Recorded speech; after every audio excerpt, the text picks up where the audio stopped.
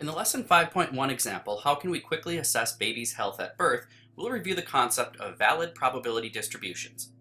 In 1952, Dr. Virginia Apgar suggested 5 criteria for measuring a baby's health at birth: their skin color, heart rate, muscle tone, breathing, and their response when stimulated. She developed a 0, 1, 2 scale to rate a newborn on each of the 5 criteria. A baby's Apgar score is the sum of the ratings on each of those 5 scales, which would give a whole number value between 0 and 10. Apgar scores are still used today to evaluate the health of newborns.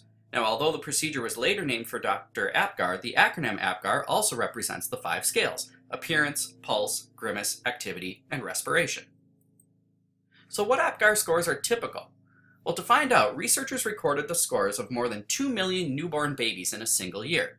Now imagine selecting one of these newborns at random. That's our chance process. Let's define the random variable x to be the Apgar score of a randomly selected baby 1 minute after birth.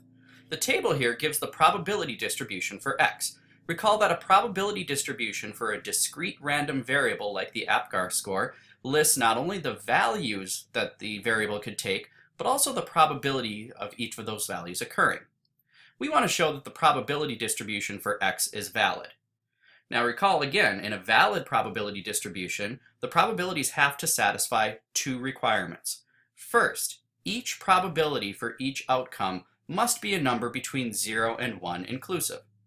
Second, the sum of the probabilities has to be 1. When we add up all the probabilities for each of the outcomes, we have to get a total of exactly 1. Well, in this case, we notice that for each value of x, the probabilities are values between 0 and 1. So we've satisfied the first requirement for this to be a valid probability distribution. Next, we'll want to add up all 11 of these values.